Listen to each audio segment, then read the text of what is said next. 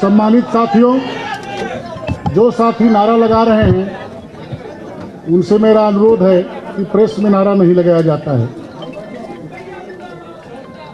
साथियों, मंचासीन माननीय राष्ट्रीय अध्यक्ष जी, मंच पर बैठे सभी नेतागण, मंच के सम्मुख बैठे सम्मानित पत्रकार बंधुओं, बड़ी खुशी की बात है कि माननीय राष्ट्रीय अध्यक्ष जी के व्यक्तित्व और कृतित्व से प्रभावित होकर आज बड़ी संख्या में भिन्न भिन्न दलों से लोग समाजवादी पार्टी की सदस्यता ग्रहण कर रहे हैं।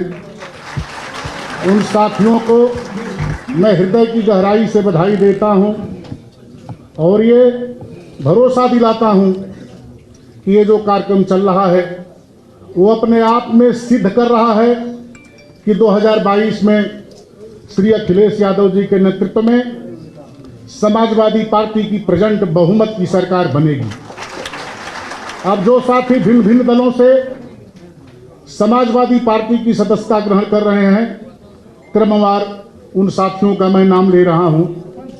सबसे पहले श्री त्रयंबक पाठक जी, बस्ती के रहने वाले हैं, भारतीय जनता पार्टी छोड़कर सपा में शामिल हो रहे हैं। श्री प्रवीण पाठक जी, भाजपा से सपा में शामिल हो रहे हैं। श्री महेश सिंह, पूर्व ब्लॉक प्रमुख, भाजपा छोड़कर समाजवादी पार्टी में शामिल हो रहे हैं। श्रीमती विनीता सरोज जी, राष्ट्रीय उपाध्यक्ष महिला सभा लोक जनशक्ति पार्टी, आज लोजपा छोड़कर समाजवादी पार्टी की सदस्यता ग्रहण कर रही हैं। श्री कृष्णचंद्र सरोज जी, अवकाश प्राप्त आईएएस अफसर हैं, अब वो आईएएस के बाद समाजवादी पार्टी में सेवा देने का मन बना चुके हैं। श्री रामकरण चौरसिया जी, भारतीय जनता पार्टी छोड़कर समाजवादी पार्टी में आ रहे हैं, मैं उनका स्वागत करता हूं। श्री शिवशंकर, पूर्व प्रमुख जनपद बस्ती, ये भाजपा छोड़कर समाजवादी पार्टी की सदस्यता ग्रहण कर रहे हैं। श्री अरविंद सिंह, भारतीय जनता पार्टी से सपा में आ रहे हैं। श्री राजकुमार निषाद जी, निषाद पार्टी गोरखपुर से, ये फरंडा से विधानसभा का चुनाव भी लड़ चुके हैं। ये ये निषाद पार्टी छोड़कर समाजवादी पार्टी की सदस्यता ग्रहण कर रहे हैं। श्री हंसराज कोल जी, राष्ट्रीय अध्यक्ष आदिम समाज पार्टी का, समाजवादी पार्टी को समर्थन है, मैं उनका स्वागत करता हूं। श्री राम सुफल जी, लोकतांत्रिक जनता दल से समाजवादी पार्टी की सदस्यता ग्रहण कर रहे हैं। साथियों, बहुत खुशी की बात है कि माननीय राष्ट्रीय अध्यक्ष जी के साथ आज श्री रामाचल राजभर जी और श्री राम लाल जी वर्मा जी आए हैं, मैं उनका स्वागत करता हूं। और अब मैं श्री लाल जी वर्मा जी से आग्रह करता हूं कि वे अपनी बात रखें। श्री लाल जी वर्मा जी।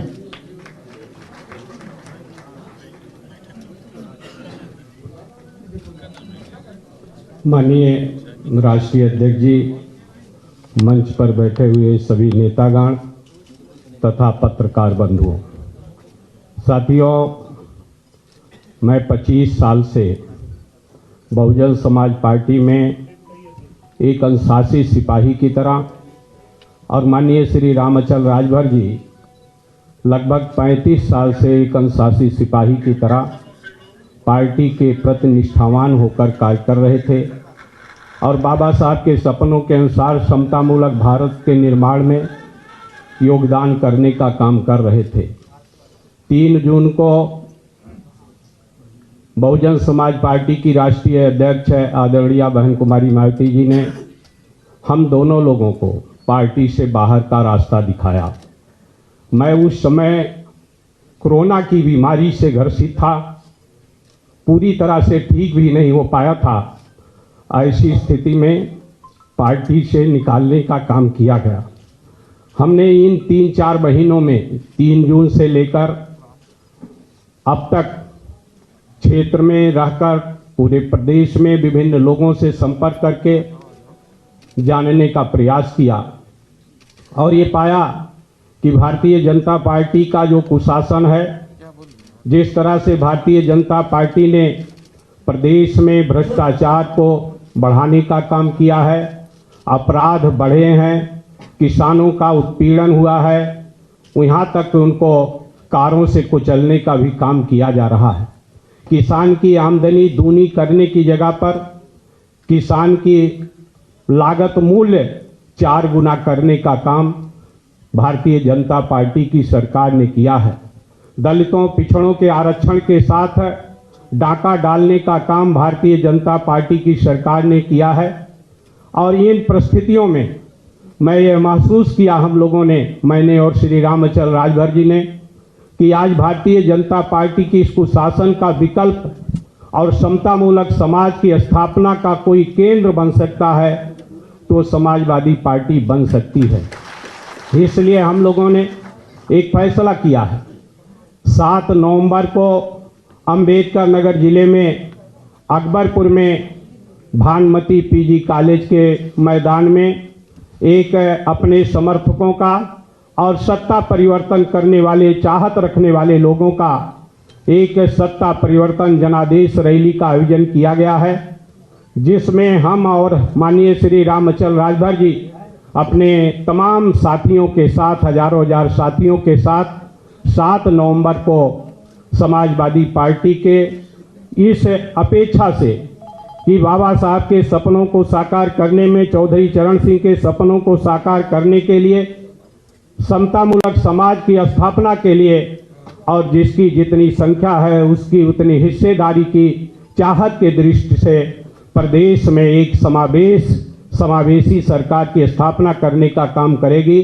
इस अपेक्षा के साथ हम लोग वहां पर अपने तमाम समर्थकों के साथ 7 नवंबर को निर्णय समाजवादी पार्टी में शामिल होने का काम करेंगे और उसी का निमंत्रण देने के लिए आज यहाँ पर आए हैं। राष्ट्रीय अध्यक्ष जी उस कार्यक्रम के मुख्य अतिथि होंगे, उनको निमंत्रण देने के लिए हम लोग यहाँ पर आए हैं। ये इस बात की जानकारी मैंने आप सभी लोगों को कराने का काम किया। धन्यवाद। जय भीम। धन्यवाद। साथियों, कुछ नौजवान पार्टी की योजनाओं पर लघु फिल्म एवं गीत बनाए हैं, जिनमें से श्री सिद्धांत यादव जी हैं। मैं उनसे आग्रह करता हूं कि वे आएं और अपनी गीत प्रस्तुत करें। श्री सिद्धांत यादव जी, हाँ, 1 मिनट में अपनी गीत प्रस्तुत करें। श्री सिद्धांत यादव।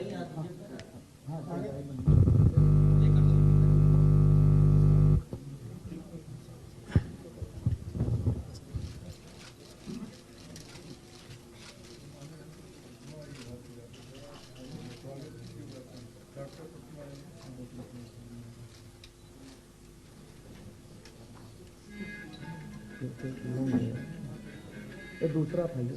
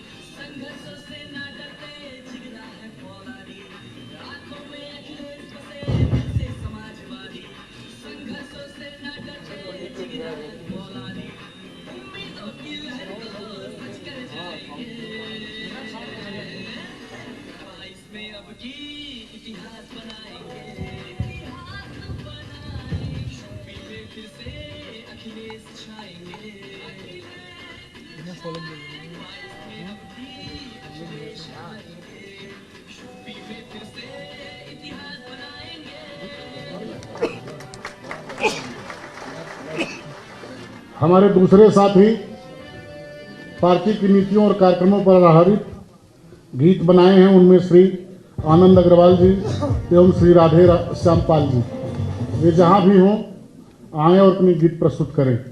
श्री आनंद अग्रवाल जी, श्री राधे श्यामपाल जी।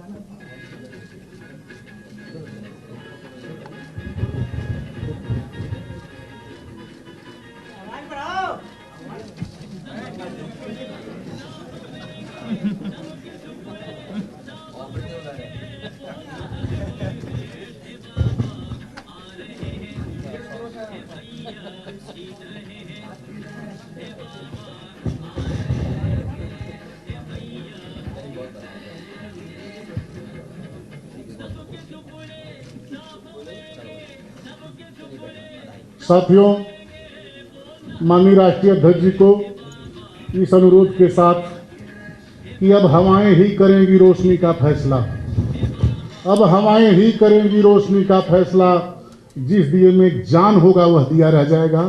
माननीय राष्ट्रीय अध्यक्ष जी।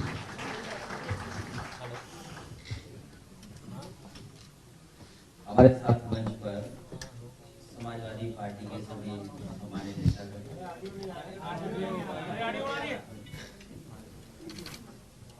हमारे साथ मंच पर सभी समाजवादी पार्टी के सम्मानित नेतागण,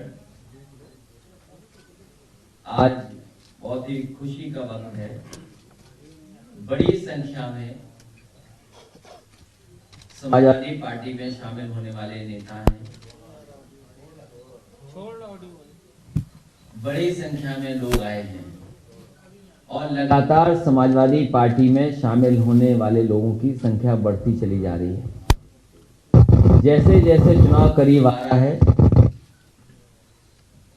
हमारी पार्टी के तमाम नेता कार्यकर्ता प्रयास कर रहे हैं ज्यादा से ज्यादा लोग समाजवादी पार्टी से जुड़ें।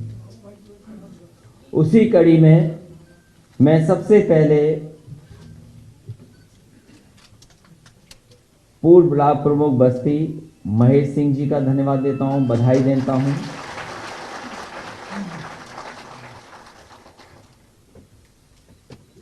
रामकरण चौरसिया जो भारतीय जनता पार्टी से छोड़ करके आए हैं, मैं उनको बधाई देता हूं। शिव शंकर सिंह जी, उनको मैं बधाई देता हूं। अरविंद सिंह जी पार्टी में शामिल हो रहे, बधाई देता हूं। राजकुमार निषाद, उनको बधाई देता हूं। हंसराज कोल जो राष्ट्रीय अध्यक्ष हैं, उन्होंने समाजवादी पार्टी का समर्थन किया है, साथ ही साथ अपने समाज की लड़ाई लड़ रहे हैं। हम उन्हें भरोसा दिलाते हैं कि समाजवादी पार्टी आने वाले समय में उनके सम्मान, उनके हक और उनके मुद्दों का पूरा ध्यान रख करके उन्हें सम्मान देने का काम करेगी। राम सफल लोकतंत्र जनता दल के हैं, मैं उनको भी बहुत बहुत बधाई देता हूं। भाजपा से जोड़ने वाले त्रियम्बन पाठक जी को बहुत बहुत बधाई देता हूं, स्वागत करता हूं। जैसा कि आपके सामने अभी बहुत ही वरिष्ठ नेता बहुजन समाज पार्टी में रहे, मंत्री रहे और लगातार जनता के बीच में सेवा करते रहे। लगातार वो सदन में गरीबों की, पिछड़ों की और जिन्हें आज़ादी के बाद अभी भी हक और सम्मान नहीं मिल पाया, उनकी लड़ाई लड़ने वाले लालजी वर्मा जी और राम अचल राजभर जी, इनका सहयोग और समर्थन मिला है। और 7 तारीख को अंबेडकर नगर में अपनी जनता के बीच में समाजवादी पार्टी में शामिल हो रहे हैं, इसलिए मैं इन सब नेताओं का बहुत बहुत धन्यवाद और बहुत बहुत स्वागत करता हूं। लगातार समाजवादी पार्टी का प्रयास होगा कि जनता के बीच में जाएं और समाजवादी पार्टी से और विचारधारा से जो जुड़ना चाहता है उसे लगातार जोड़ते रहें। समाजवादी पार्टी जहां डॉक्टर राम मनोहर लोहिया के सिद्धांतों पर चल रही है, वहीं डॉक्टर भीमराव अम्बेडकर जी का भी सिद्धांत को अपनाते हुए इन दोनों महान लोगों को और उनके विचारों को साथ लेकर के लगातार समाजवादी पार्टी जनता को एक नई दिशा में ले जाकर के और उत्तर प्रदेश को कैसे विकास के रास्ते पे ले जाए, उसके लिए लगातार समाजवादी पार्टी प्रयास करती रहेगी। मुझे खुशी है इस बात की कि प्रदेश की जनता समाजवादी पार्टी की तरफ देख रही है और जिस तरीके से महंगाई बढ़ी है, जिस तरीके से बेरोजगारी बढ़ी है और जिस तरीके से सपने दिखाए गए और आज 4.5 साल से ज्यादा समय हो गया है, जो घोषणा पत्र जनता के बीच में रखा था वो अभी भी पूरा नहीं हुआ है। आज जब धान की फसल खड़ी है खेतों में, पूरे उत्तर प्रदेश के किसान को किसी को भी धान की कीमत नहीं मिल रही है। ये वही भारतीय जनता पार्टी की सरकार है जो किसानों को भरोसा दिला रही थी कि सरकार बन जाएगी, भारतीय जनता पार्टी के सरकार में उनकी आय दोगुनी हो जाएगी। आज वही किसान जानना चाहता है क्या धान की उसे कीमत मिल पाएगी कि नहीं मिल पाएगी, और मजबूरी में किसान को अपना धान जलाना पड़ रहा है। कोई पूछने वाला नहीं किसान को। और इधर जो बारिश आई जिसकी वजह से बड़े पैमाने पर फसलों का नुकसान हुआ, आलू का नुकसान हो गया, धान का नुकसान हो गया और खेतों में जो फसलें थी उनका नुकसान हुआ। भारतीय जनता पार्टी की सरकार उन किसानों की मदद करने के लिए आगे नहीं आ रही और एक भी किसान की अभी तक मदद नहीं की गई। कई किसानों का पूरी की पूरी फसल चौपट हो गई। इन किसानों की आय दोगुनी होना तो दूर, लेकिन जिस तरीके से महंगाई बढ़ी है, डीजल, पेट्रोल, जरूरत की चीजों के पेस्टिसाइड, इंसेक्टिसाइड, ये सरकार उसके लिए कुछ नहीं कर रही और सरकार के पास कोई जवाब ही नहीं है। भारतीय जनता पार्टी के बड़े से बड़े नेताओं के भाषण सुने तो उन्हें लगता है कि महंगाई है ही नहीं, डीजल पेट्रोल की महंगाई नहीं है। कभी वही भारतीय जनता पार्टी जो डॉलर की कीमत के लिए कहती थी कि डॉलर की कीमत कहां जा रही है, रुपया कहां गिरता जा रहा है, आज भारतीय जनता पार्टी बताए कि डॉलर की कीमत क्या होगी रुपए के सामने। जिस तरीके से पेट्रोल 100 के पार है, उसी तरह यूके का पाउंड भी 100 के पार चला गया। जो लोग आय दोगुनी कर रहे थे उन्होंने महंगाई दोगुनी कर दी। बड़े बड़े आयोजन हुए थे लखनऊ में, चाहे वो डिफेंस का हो आयोजन हो और चाहे इन्वेस्टमेंट मीट रही हो। आज उत्तर प्रदेश की जनता जानना चाहती है और खासकर नौजवान जानना चाहते हैं कि उन इन्वेस्टमेंट के बहाने कितनी नौकरी और कितने को रोजगार मिला है। बड़ी बड़ी संस्थाएं जो बाबा भीमराव अंबेडकर जी ने हक और सम्मान देने के लिए रास्ता खोला था, जब सरकारी कंपनियां खत्म हो जाएंगी, सरकारी नौकरियां नहीं होंगी, तो आखिरकार वो हक और सम्मान कहां मिलेगा। भारतीय जनता पार्टी लगातार चीजों को बेच रही है। एयरपोर्ट दिखाई दे जाए तो एयरपोर्ट बिक जाएगा, हवाई जहाज दिखाई देगा तो हवाई जहाज बेच दिए, पोर्ट बेच दिए, रेलवे स्टेशन की जमीनें बेच दी, ट्रेनें बिकने जा रही हैं। और फिर जो जो सपने दिखाए थे नौकरी के, रोजगार के, महंगाई कम करने के, इन्वेस्टमेंट के, वो आखिरकार कहां है। ये भारतीय जनता पार्टी कपट, धोखे, छल के दलदल में खिला रहे हैं झूठ का फूल। भारतीय जनता पार्टी ने 4.5 साल में कपट से, धोखे, छल के साथ साथ दलदल में खिलाया है झूठ का फूल। और कितना भ्रष्टाचार है। मंत्री पे आरोप लगा रहे हैं, अधिकारी पे आरोप लगा रहे हैं। पहली बार ऐसा हुआ होगा कि एक अधिकारी दूसरे अधिकारी पर आरोप लगा रहा हो कि यह भ्रष्टाचार हो रहा है, बेईमानी हो रही है। एक मंत्री दूसरे मंत्री पर आरोप लगा रहा हो, उप मुख्यमंत्री मुख्यमंत्री पर आरोप लगा रहा हो। ये कहां हो रहा था। इसे झूठ के फूल का समय खत्म हो गया है। और साइकिल से तो इसलिए आपत्ति है, इसलिए परेशानी है कि ना साइकिल पे डीजल चलता है ना पेट्रोल चलता है। तो जो डीजल पेट्रोल समाजवादी लोग साइकिल चलाएंगे तो नहीं लेंगे, तो मुनाफा किसको मिलेगा। समाजवादी पार्टी और मैंने कई बार पूछा इसी मौके पर, यहीं पर, कि जो डीजल पेट्रोल है उसका आखिरकार मुनाफा कहां जा रहा है। जब अंतर्राष्ट्रीय बाजार में क्रूड ऑयल कम था तब भी जनता से वसूल रहे थे पैसा, तब भी मुनाफा वसूला जा रहा था और आज भी वसूला जा रहा है। डीजल पेट्रोल की महंगाई देखने, और जिस समय डीजल पेट्रोल की महंगाई होती है हर जरूरत की चीज महंगी हो जाती है। सुबह से लेकर के शाम तक जो खाना खरीदते हैं, सब्जी खरीदते हैं, वो सब महंगा है। आज सरसों का तेल कहां पहुंच गया? सरसों के तेल के कीमत क्या है आज, उसके लिए जिम्मेदार कौन है? भारत सरकार से पूछा गया कि आखिरकार ये सस्ता क्यों नहीं है, कड़वा तेल सस्ता क्यों नहीं है? तो भारत सरकार में मंत्री कहते हैं कि सरसों के तेल में मिलावट नहीं हो पा रही इसलिए महंगा नहीं है। और जो आज अगर मीटिंग हो भी रहेगी तो हो सकता है सरसों के तेल की कीमत को गिराने के लिए मिलावट बढ़ा दे बीजेपी, कि सरसों के तेल में मिलावट हो, शुद्ध सरसों का तेल भी जनता को ना मिले, इसकी तैयारी भारतीय जनता पार्टी कर रही है। तो आज महंगाई है, बेरोजगारी है और लगातार लोगों के साथ अन्याय हुआ है। इतना अन्याय, इतना उत्पीड़न कभी नहीं हुआ होगा जितना भारतीय जनता पार्टी की सरकार में हुआ है। इसलिए झूठ के फूल खिलाए जा रहे हैं और झूठ के फूल खिलाएंगे ये लोग। जनता इस बात सावधान है और मुझे खुशी है जिस तरीके का समर्थन सहयोग मिल रहा है, जिस तरीके से दूसरे दलों के लोग आ रहे हैं, मुझे पूरा भरोसा है कि आने वाले समय में हो सकता है उत्तर प्रदेश की जनता 400 से ज्यादा सीटें जिता करके अगली सरकार बना दे।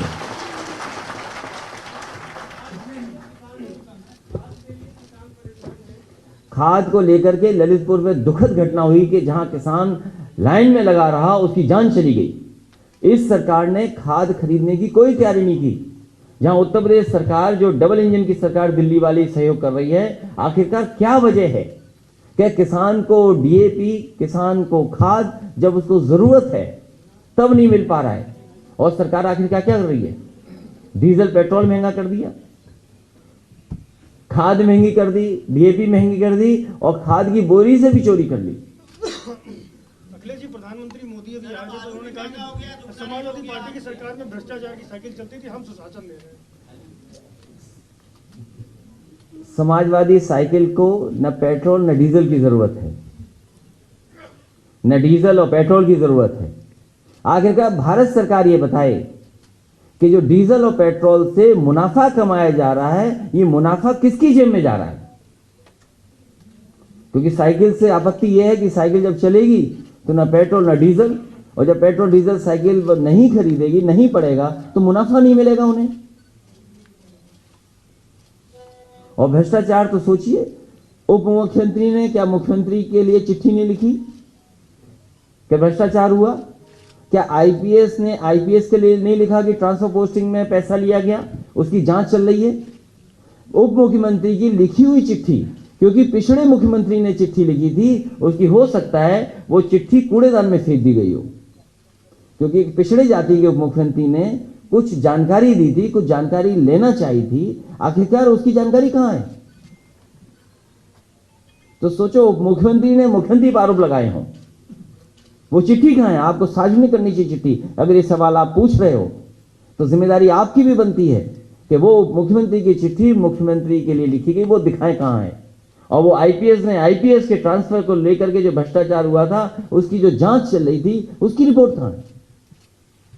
अखिलेश जी, डिप्टी सीएम कह रहे हैं कि डीएमएसपी मैं मऊ जा रहा हूं।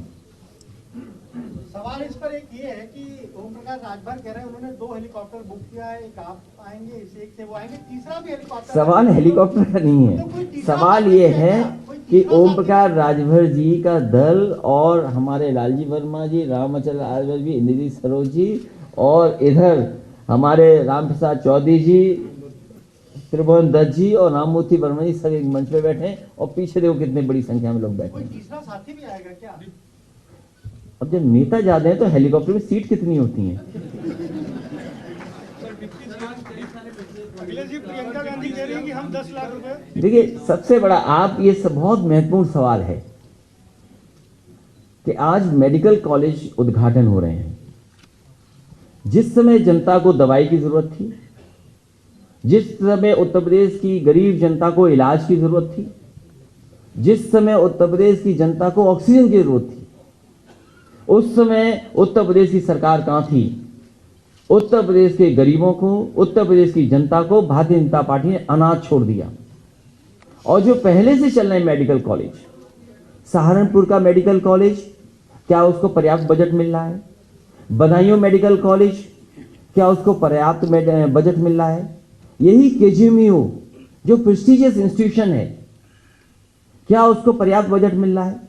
आगरा मेडिकल कॉलेज जो सबसे पुराना मेडिकल कॉलेज है, क्या उसको पर्याप्त बजट मिल रहा है? क्या कानपुर के मेडिकल कॉलेज को पर्याप्त बजट मिल रहा है? सैफी के मेडिकल कॉलेज को न दें आप, लेकिन और मेडिकल कॉलेजों का बजट क्यों रोक दिया आपने? वहीं जौनपुर का मेडिकल कॉलेज जो समाजवादी सरकार में बनना शुरू हुआ था, आखिरकार क्यों पूरा बजट नहीं मिला? समाजवादी सरकार में शाहजहांपुर का मेडिकल कॉलेज बन रहा था, उसको बजट क्यों नहीं मिला? फैजाबाद का मेडिकल कॉलेज समाजवादी सरकार में बन रहा था, उसको बजट पूरा क्यों नहीं मिला? झांसी में अलग से 500 बेड हॉस्पिटल बनकर के तैयार हुआ है, झांसी मेडिकल कॉलेज को बजट क्यों नहीं मिल रहा? बांदा के मेडिकल कॉलेज जिसको बनाने का काम किया, उसको क्यों नहीं मिल रहा पूरा? आजमगढ़ में जो और फैसिलिटीज प्रोवाइड होनी थी, और मुझे याद है जिस समय कोविड आया और जिस समय ऑक्सीजन की जरूरत पड़ी, क्या उत्तर प्रदेश की सरकार ने, क्या भारत के देश की सरकार ने आजमगढ़ के मेडिकल कॉलेज को ऑक्सीजन प्लांट दिया था क्या? उसको अगर कहीं ऑक्सीजन प्लांट मिला था तो हमारी खुद की निधि से हमें खुद वहां पर ऑक्सीजन प्लांट देना पड़ा। तो जो मेडिकल कॉलेजेस हैं पहले से जो चल रहे हैं, पहले से जो बनकर के तैयार हुए हैं, क्या उसका बजट कहां है? ये केवल झूठ के फूल हैं और कुछ नहीं है। और भारतीय जनता पार्टी के उनके अपने सबसे बड़े नेता, जिस पत्रकार साथी ने यह सवाल पूछा है, मैं उस पत्रकार साथी से निवेदन करूंगा कि यहीं लखनऊ में सबसे बड़े नेता भारतीय जनता पार्टी के, जो देश के प्रधानमंत्री रहे, उनके नाम पर मेडिकल यूनिवर्सिटी बनना शुरू हुई थी, उसका शिलान्यास हुआ था। वो सोचिए कहां चल रही है यूनिवर्सिटी? वो डॉक्टर राम मनोहर लोहिया इंस्टीट्यूट के 9th फ्लोर पे यूनिवर्सिटी चल रही है। मैं चाहूंगा कि आप अपना कैमरा लेकर के जरूर वहां जाएं। जब ये मेडिकल कॉलेज का उद्घाटन दिखा रहे हैं आप, तो ये भी दिखाइए कि एक शिलान्यास प्रधानमंत्री जी ने किया था, मेडिकल यूनिवर्सिटी जो आज भी डॉक्टर राम मनोहर लोहिया के 9th फ्लोर पे चल रही है, और उसी डॉक्टर राम मनोहर लोहिया जिसमें 9th फ्लोर पे यूनिवर्सिटी चल रही है, उसका भी बजट खा लिया इन्होंने। क्या आप ये सवाल पूछोगे कि डॉक्टर राम मनोहर लोहिया यूनिवर्सिटी जो समाजवादी सरकार में चल रही 9th फ्लोर में, उसका बजट क्या हुआ? और डॉक्टर राम मनोहर लोहिया जी के नाम पर जो इंस्टीट्यूशन चल रही है, उसके बजट का क्या हुआ? उसका कोई जवाब है सरकार के पास? ये झूठ के फूल हैं। चुनाव करीब आ गया है, जनता इन्हें हटाने जा रही है, इसलिए जगह जगह जाकर के मेडिकल कॉलेजों का उद्घाटन हो रहा है। ये जौनपुर के नेता बैठे हमारे, बताइए जौनपुर का one of the best medical college था, जिसका इंफ्रास्ट्रक्चर बहुत अच्छा था। और आप बताइए कि जो कैंसर इंस्टीट्यूट बना है लखनऊ में, जो कैंसर इंस्टीट्यूट बना, 4.5 साल इंतजार किया जिसने, और इसलिए नहीं शुरू किया गया क्योंकि समाजवादी सरकार ने बनाया। सवाल समाजवादी सरकार के इंस्टीट्यूशन का नहीं है, सवाल यह कि 4.5 साल इस भारतीय जनता पार्टी की सरकार ने गरीबों को कैंसर का इलाज नहीं दिया, उन्हें बेचारों को भटकना पड़ा दूसरे शहरों में जाकर। सर, प्रदेश के स्वास्थ्य मंत्री बासी के हैं और वहां पर एक भी महिला डॉक्टर नहीं है, जिसको लेकर वहां के लोगों ने तमाम सवाल एक अस्पताल एक महिला डॉक्टर का नहीं है, सवाल है उत्तर प्रदेश के हेल्थ इंफ्रास्ट्रक्चर का। पूरा हेल्थ इंफ्रास्ट्रक्चर कोलैप्स हो गया। जिस तरीके से शिक्षा का पूरी व्यवस्था कोलैप्स हो गई। क्या पढ़ाई हो रही है उत्तर प्रदेश में? बताइए हमें, क्या पढ़ाई हो पा रही है? अब मुख्यमंत्री जी कह रहे हैं हम टैबलेट देंगे। 4.5 साल कौन सी टैबलेट देते रहे आप? कौन सा कैप्सूल दिया आपने जो अब टैबलेट दे दोगे आप? खास तौर पर कहा है कि पूर्वांचल की उपेक्षा की गई। देखिए, अधिकारियों को सबसे पहले पता लग जाता है सरकार किसकी बनने जा रही है। और हम तो बीजेपी से कहेंगे कि वो जो नया सॉफ्टवेयर डाला था, हमारे मोबाइल में भी डाल के देख लो कि कितने अधिकारी अब संपर्क में आ गए हैं। एक वो है ना सॉफ्टवेयर, पूर्वांचल के बारे में उन्होंने कहा कि पूर्वांचल की उपेक्षा पिछली सरकारों ने की, छोटी मोटी डिस्पेंसरी खोल के। झूठ के फूल यही कह सकते हैं, झूठ के फूल यही कह सकते हैं कि पूर्वांचल का हम लोगों ने अनदेखी की। बलिया को बिहार से जोड़ने वाला सबसे बड़ा पुल समाजवादी सरकार ने दिया। वहां पर पूर्व प्रधानमंत्री चंद्रशेखर जी, उनके नाम से यूनिवर्सिटी थी, उसका बजट भारतीय जनता पार्टी ने रोक लिया। बलिया तक अभी तक एक्सप्रेसवे नहीं बन पाया। जो एक्सप्रेसवे, जिस एक्सप्रेसवे का अलाइनमेंट, जिस एक्सप्रेसवे को देने का काम समाजवादी सरकार में हुआ, जिसका नाम था समाजवादी पूर्वांचल एक्सप्रेसवे, वो समाजवादी सरकार ने दिया है। उसका शिलान्यास विधानसभा के सामने हुआ, लैंड एक्विजिशन हुई और आम सहमति हुई सरकार जमीन लेने को लेकर के। इस सरकार ने कुछ नहीं किया। जो मीडियन होता है सड़क का, जो सड़क का मीडियन था, जो इंडियन रोड कांग्रेस के स्टैंडर्ड से 12 मीटर होना चाहिए, 14 मीटर, केवल सड़क को बुरा बनाने के लिए, सड़क की क्वालिटी गिराने के लिए स्टैंडर्ड्स को कट डाउन किया। जो पैरामीटर्स थे उनको नीचे गिराया और ये दिखाने के लिए कॉस्ट कम हो जाए उस सड़क को बना रहे हैं, जिसकी राइडिंग क्वालिटी बहुत खराब है। इसमें समझ में आया, नहीं समझ में आया? अलाइनमेंट हमारी सरकार का, मीडियन मींस डिवाइडर, कॉस्ट कम करने के लिए 12 मीटर का डिवाइडर था, 12 मीटर का मीडियन था, वो छोटा कर दिया। और कहीं भी भारतीय जनता पार्टी ने वो काम नहीं किया जो सबसे प्रिय काम है उनका। सबसे प्रिय काम भारतीय जनता पार्टी का है शौचालय बनाना, और वो शौचालय बनाना जिसे पानी नहीं है। बताओ, समाजवादी पूर्वांचल एक्सप्रेसवे के किनारे शौचालय कहां बनाए इन्होंने? मंडी नहीं बनाई। और हो सकता है, मैं आज कह रहा हूं आपसे, पंजाब के चुनाव देखते हुए, उत्तर प्रदेश के चुनाव देखते हुए, हो सकता है किसानों के कानून रद्द कर दी जाए तीनों, और फिर चुनाव के बाद नए कानून फिर आ जाएंगे। क्योंकि जिन्होंने साइलोज बना लिए, जिन्होंने प्राइवेट लोगों ने इंफ्रास्ट्रक्चर क्रिएट कर लिया है, क्योंकि ये सरकार उद्योगपतियों, बड़े लोगों की मदद कर रही है। ये जो कुशीनगर का एयरपोर्ट है, ये समाजवादी सरकार का देन है। हमें दुख इस बात का है कि किसी अखबार ने नहीं लिखा कि बजट किस सरकार ने दिया गया। मुझे दुख इस बात का है कि किसी पत्रकार साथी ने किसी अखबार में ये नहीं लिख के आया कि 260 करोड़ बजट या सैंक्शन किस सरकार ने किया। तो आप भी सोचो। और ये वो एयरपोर्ट इसलिए देखने गए, हम और आप भी अगर कोई मकान लें, घर बेचें तो देखने जाते हैं, वो उद्घाटन नहीं था। वो गलत फहमी मत रहिए आप। कोई जमीन जब खरीदते हैं लोग तो उसको देखते हैं पहले। तो ये बीजेपी वाले देख आए, हो सकता है उस एयरपोर्ट को बेच दें। प्रियंका गांधी कह रही है कि सरकार में आए तो 10 लाख रुपए तक गरीबों को इलाज कराएंगे। देखिए, समाजवादी पार्टी का सीधा निशाना है भारतीय जनता पार्टी को हटाना। समाजवादी पार्टी भारतीय जनता पार्टी को हटाने जा रही है। तो आगे ना पेट्रोल डीजल पर पिछले कुछ सालों में केंद्र सरकार को 23 लाख करोड़ रुपए का प्रॉफिट हुआ है। अभी पिछले महीने जीएसटी काउंसिल की मीटिंग थी, खुद वित्त मंत्री यहाँ पर लखनऊ में रही, जो अधिकारियों से मीटिंग की। खबर यह है कि ये यूपी से ट्रायल रन के तौर पर उसको जीएसटी में लाने की शुरुआत करने के प्लान है। आपका क्या कहना है? मुझे नहीं पता क्या जानकारी है आपको,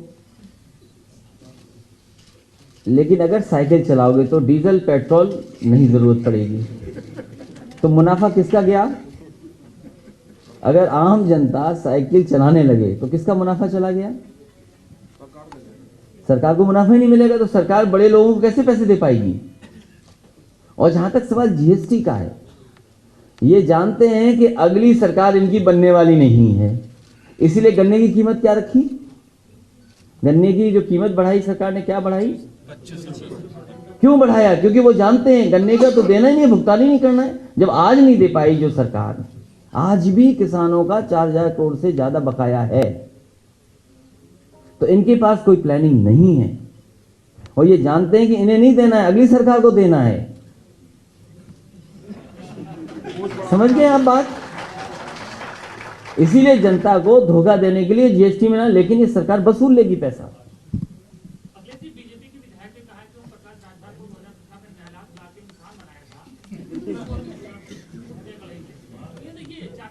जिस दरवाजे से ये लोग आए थे, बीजेपी के लोग, उसी दरवाजे को वो राजभर जी बंद कर दे रहे हैं। ये परेशानी है उनको। बात समझ गए? जिस दरवाजे से भारतीय जनता पार्टी घुसी थी, उसी दरवाजे को ओम प्रकाश राजू जी बंद किए दे रहे हैं और बाकी बंद ये लोग कर देंगे, चटकनी लगा देंगे। वैसे ही करेंगे। ये तकलीफ है उनको।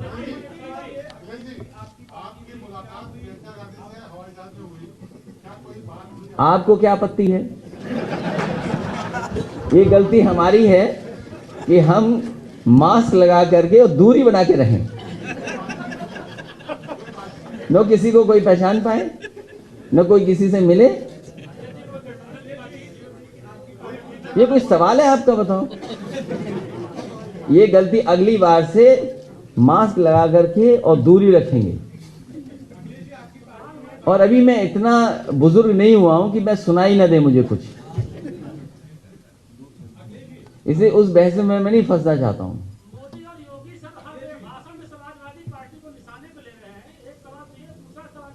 क्योंकि समाजवादी पार्टी की साइकिल में 2 पहिए हैं, एक एक करके दोनों को हटा दिया जाएगा।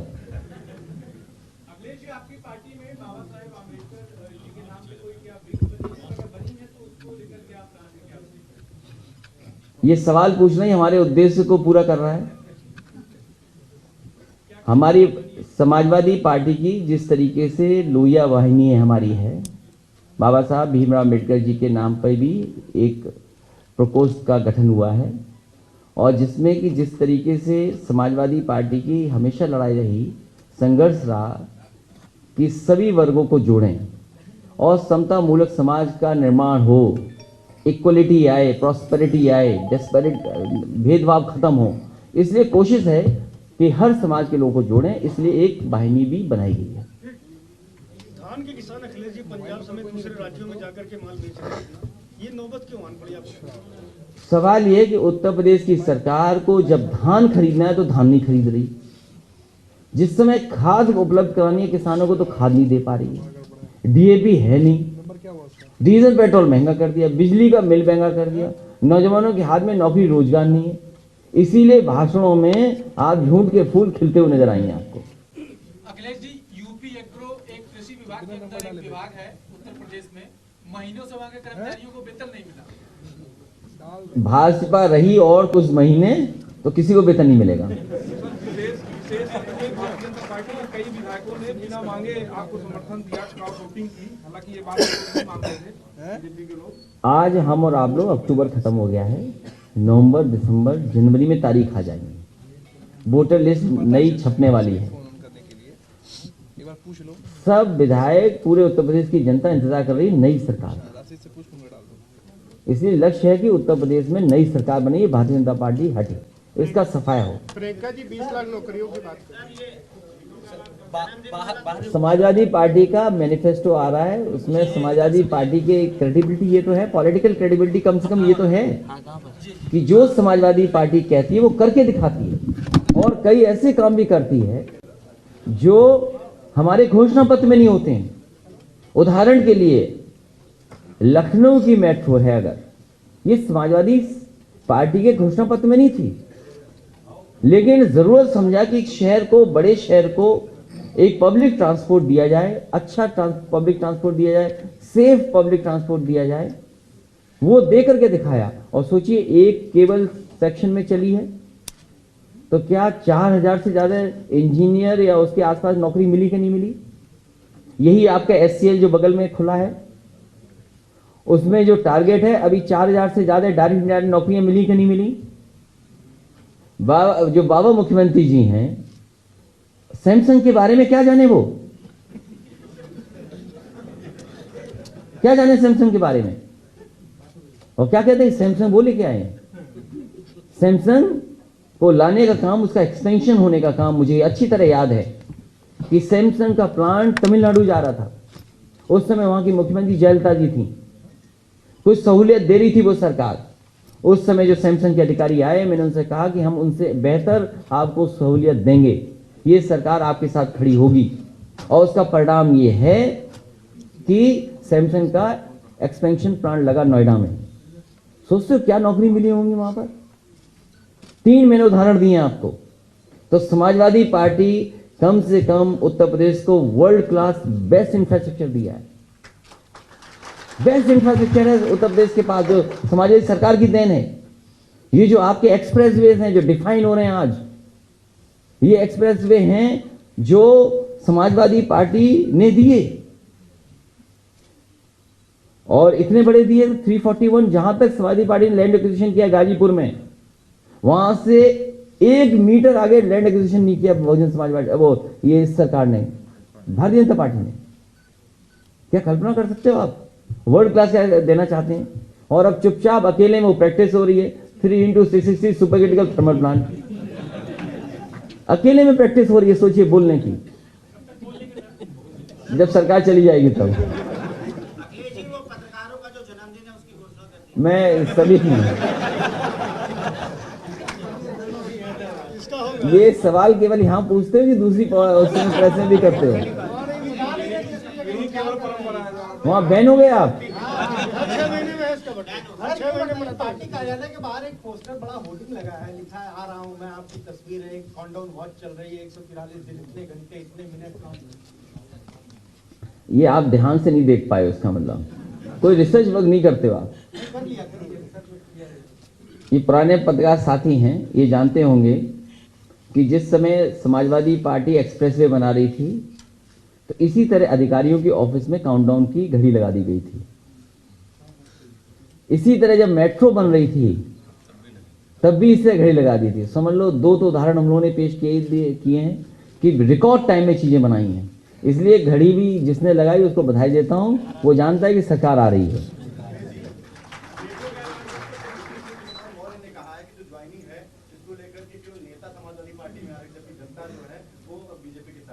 कौन बोल रहा है? कौन डिप्टी सीएम? अभी उनका नहीं सुना, कोई सुन नहीं रहा, लेखपाल भी नहीं सुन रहा उनकी बात। वीडियो में वो अधिकारियों को धमकी देते नहीं, वो इसीलिए लेखपाल भी नहीं सुन रहा उनकी अब तो।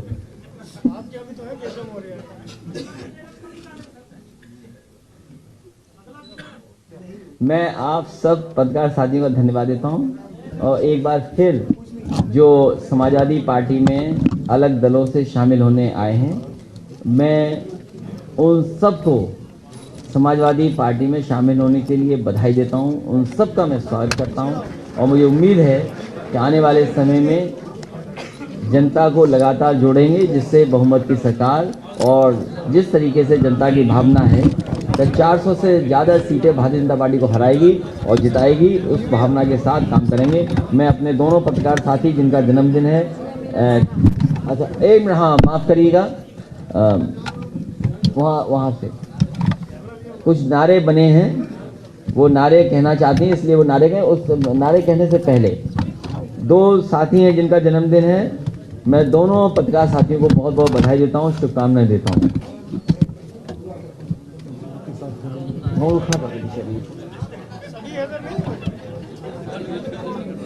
साथी और हैं जो क्योंकि आने में देर हो गई उनको, मैं चाहूंगा कि नाम आप बाद में पढ़ देना अरविंद जी, वो भी पार्टी में शामिल होंगे भी। नमस्कार सभी को, मैं काजल निषाद, राष्ट्रीय अध्यक्ष जी, पूर्व मुख्यमंत्री जी, भावी मुख्यमंत्री जी और भावी प्रधानमंत्री जी, बोलूंगी क्योंकि समाजवादी पार्टी से इश्क है जनता को, समाजवादी पार्टी की सरकार बनानी है जनता को, ये जुनून है मेरी तरह।